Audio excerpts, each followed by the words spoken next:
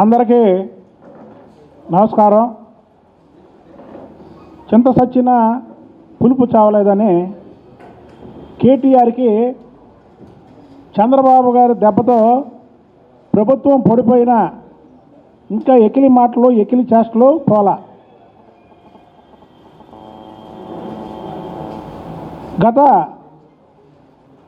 తెలంగాణలో ఎన్నికల ముందు చంద్రబాబు గారిని అరెస్ట్ అయితే అక్కడ కార్యక్రమాలు చేస్తుంటే ఆ కార్యక్రమాలని అడ్డుకొని ఎకిలిగా మాట్లాడినటువంటి కేటీఆర్ ఈ రాష్ట్రంలో కాదు పక్క రాష్ట్రంలో చేసుకోండి అని ఒకే ఒక్క మాటకి నీ ప్రభుత్వం గొప్ప కూలిపోయింది. ఖమ్మం జిల్లాలో కానీ మహబూబ్నగర్ జిల్లాలో కానీ అలాగే ఆంధ్రాకి బార్డర్ అయినటువంటి నల్గొండ జిల్లాలో కానీ నీ పార్టీ తుడిచిపెట్టిపోవడానికి ముఖ్య కారణం చంద్రబాబు నాయుడు గారి మీద ఎకిలిగా మాట్లాడడమే కేటీఆర్. అలాగే నీ తండ్రి ఒకసారి చంద్రబాబు నాయుడికి హిందీ భాష రాదు, ఇంగ్లీష్ బాగా రాదు అని మాట్లాడాడు. చంద్రబాబు నాయుడు కటౌట్ చాలు, భారతదేశం కాదు ప్రపంచ దేశాల్లో చంద్రబాబు నాయుడు గారి కటౌట్ చాలు. ఇప్పుడు ఇవన్నీ ఎందుకు చెప్తున్నానంటే మొన్న పెట్టుబడుల గురించి మాట్లాడుతూ నువ్వు ఆఖరికి ఆంధ్రప్రదేశ్కి కూడా వచ్చినాయి కానీ ఇక్కడ రాలేదన్నావు. ఆఖరికి ఆంధ్రప్రదేశ్ ఏంటి? భారతదేశంలో తమిళనాడుకి చెన్నై ఉంది, తెలంగాణకి హైదరాబాద్ ఉంది, పశ్చిమ బెంగాల్కి కలకత్తా ఉంది, మహారాష్ట్రకి ముంబై ఉంది, కర్ణాటకకి బెంగళూరు ఉంది. కానీ ఆంధ్రప్రదేశ్కి చంద్రబాబు నాయుడు అనే బ్రాండ్ ఉంది. ప్రపంచ దేశాలు ఏదైతే ప్రపంచ దేశాలు ఉన్నాయో ఆ ప్రపంచ దేశాలన్నిటికీ కూడా తమిళనాడు, బెంగళూరు, కలకత్తా, ముంబాయి ఈ పేర్లు తెలియదు. హైదరాబాదు చంద్రబాబు నాయుడు గారి పేరు తెలుసు. కాబట్టి ఆయన అరెస్ట్ చేస్తే ప్రపంచ దేశాల్లో దాదాపు 100 దేశాల పైనే అక్కడ నిరసనలు చేశారు. అది చంద్రబాబు గారి స్టామినా. నీ నోటుదోల వల్ల ప్రభుత్వాన్ని పోగొట్టుకున్నావు. మళ్ళీ ఇప్పుడు ఆఖరికి ఆంధ్రప్రదేశ్ అని ఇక నీ జీవితంలో ప్రభుత్వం రాకుండా చేసుకునేలాగా ఉన్నావు. ఇప్పుడు మీ ఇంట్లో వాళ్ళు కోళ్ళలో మాట్లాడతారు, కేజీ నెయ్యి, అర కేజీ పంచదార.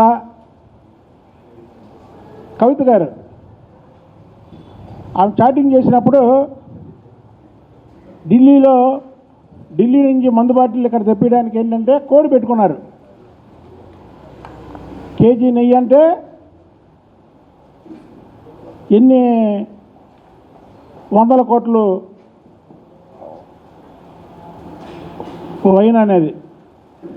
అలాగే అర కేజీ పంచదార అంటే ఎన్ని కోట్ల రూపాయల మద్యం అనేది. అలా పెట్టుకొని మీరు ఈడీకి అడ్డగోలుగా దొరికిపోయినటువంటి వ్యక్తులు మీరు. ఇవాళ మా రాష్ట్రంలో మీ మీద పెట్టడం అంటే మీరు అనవసరంగా కెలుక్కుంటున్నారు. మీరు చంద్రబాబు నాయుడు గారి పేరెత్తి, రాష్ట్రం పేరెత్తి. ఒకసారి అలాగే జగన్మోహన్ రెడ్డి ఇంటికి వెళ్ళావు. జగన్మోహన్ రెడ్డి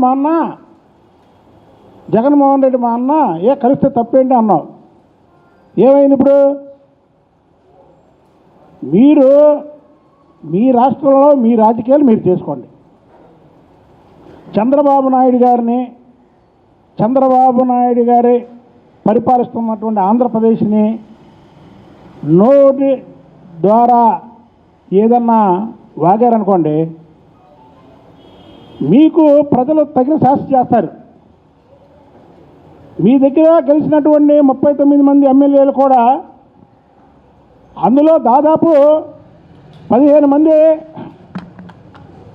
ఏదైతే మా ఊరు గాంధీ కానీ, ఎమ్మెల్యే గాంధీ కానీ, అదే ఇంకా చాలామంది మిత్రులు ఉన్నారు.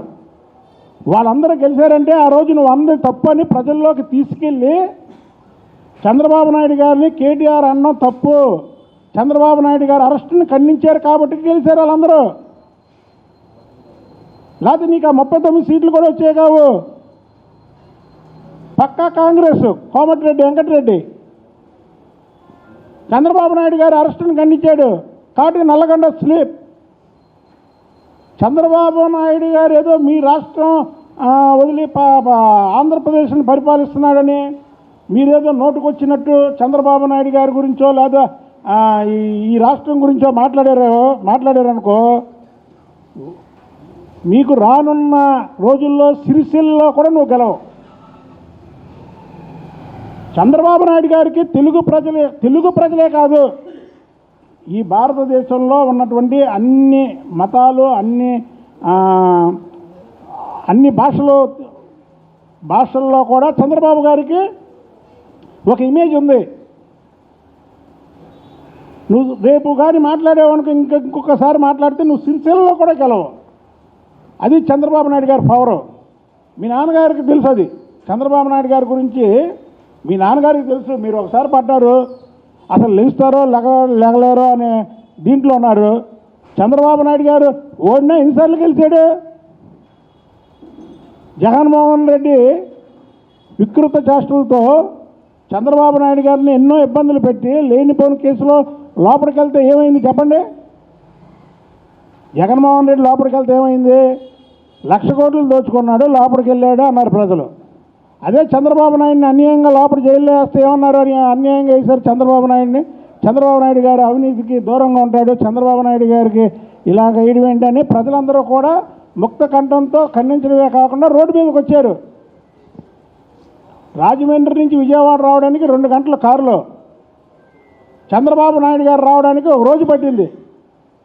అది క్లియర్ చేస్తే జన సముద్రంలోంచి వచ్చాడు ఆయన. ఒకసారి చూసుకో వీడియోలు. చంద్రబాబు గారి గురించి మాట్లాడేటప్పుడు ఒకసారి మీ నాన్న కూడా అడుగు.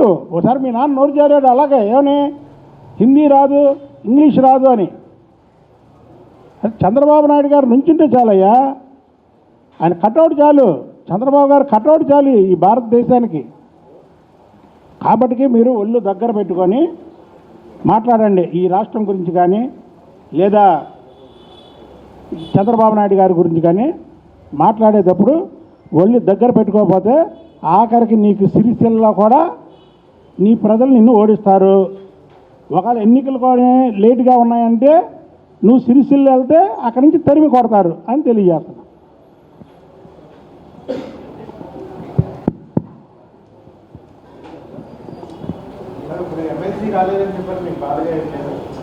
నాకా బాధ ఎందుకు తమ్ముడు? చంద్రబాబు నాయుడు గారు నాకు దేవుడితో సమానం. అప్పుడప్పుడు భక్తులకి పరీక్ష పెడతారు దేవుళ్ళు కూడా. సినిమాలు చూడవా? సినిమాలు చూసినప్పుడు అది ఆ భక్తుడికి పరీక్ష పెడతాడు దేవుడు. అరే రాత నేను చెప్తా ఎప్పుడు కూడా, నాకు చంద్రబాబు నాయుడు గారు అనే వ్యక్తి దేవుడితో సమానం. నాకు పదవి ఇచ్చినా ఇవ్వకపోయినా నేను చంద్రబాబు నాయుడు గారికి అంకితంతో పనిచేస్తా. అంతేగాని పదవి వచ్చితే ఒకలాగా, పదవి రాకపోతే ఒకలాగా ఇది కాదు. అక్కడ ఈక్వేషన్స్ ఇంకోటి ఇవన్నీ చూసుకొని పదవులు ఇస్తారు. వచ్చినప్పుడు సంతోషం ఎలా పడతామో, రానప్పుడు కూడా దాన్ని ఈజీగా తీసుకోవాలి. ఇదంతా ఒక క్రీడ. రాజకీయంలో పదవులు అనేవి ఒక క్రీడ. ఒక్కోసారి గెలుస్తాం, ఒక్కోసారి ఓడతాం. అలాగే ఒక్కోసారి వస్తాయి, ఒక్కోసారి రావు. రాలేదని మనం కుంగిపోయి వచ్చినప్పుడు ఆనందంగా ఉండి అలా కాదు. చంద్రబాబు నాయుడు గారు నాకు పదవి ఇచ్చినా ఇవ్వకపోయినా ఆయన నాకు దేవుడు, అంతే. ఒకటే స్లోగన్. నేను ఎప్పుడు చంద్రబాబు నాయుడు గారు నాకు నాయకుడని కూడా చెప్పలా. అంటే నాయకుడి కంటే గొప్పవాడు కదా దేవుడు. నా వరకు అయితే చంద్రబాబు నాయుడు గారు అనే వ్యక్తి దేవుడు. ఇచ్చినా ఇవ్వకపోయినా ఎప్పుడు కూడా నేను అంకిత భావంతో చంద్రబాబు నాయుడు గారికి ఎప్పుడు అప్పుడు కాదు, ఎప్పుడు కూడా ఇలాగే ఉంటా, ఇలాగే ఫైట్ చేస్తా. చంద్రబాబు గారిని ఎవరు ఎక్కడ ఈ రాష్ట్రంలో కాదు, పక్క రాష్ట్రంలో కాదు, భారతదేశంలో చంద్రబాబు నాయుడు గారి గురించి ఎవరు మాట్లాడినా సరే ఇదే స్టైల్లో వాళ్ళకి సమాధానం చెప్తా. అదే లేదు తమ్ముడు, రాకపోవడానికి బాగా కొత్తగా ఎన్నికైన గ్రీష్మా గారికి కానీ, బేదా రవిచంద్ర గారికి కానీ, బీటీ నాయుడు గారికి కూడా మీ అందరి దీంట్లో నేను వాళ్ళకి శుభాకాంక్షలు తెలుపుతున్నాను. చెప్పే కదా, ఈక్వేషన్స్, ప్రాంతాలు ఇవన్నీ ఉంటాయి, ఇవన్నిటిని బట్టి చేస్తారు. అదేమే మనం దాని గురించి మనం ఏమి బాధపడలేదు, ఇబ్బంది పట్టలేదు. నన్ను చూస్తేనే తెలుస్తుంది నేను ఎలా ఉన్నానో. కాబట్టి నేను ఒకటే, చంద్రబాబు నాయుడు గారికి నేను ఒక భక్తుడు లాగా నాకు ఇష్టం చంద్రబాబు నాయుడు అంటే. కాబట్టి ఆయన పదవి ఇచ్చినా ఇవ్వకపోయినా ఇలాగే నడుస్తా, దాంట్లో అసలు రెండో క్వశ్చనే లేదు. థ్యాంక్ యూ తమ్ముడు.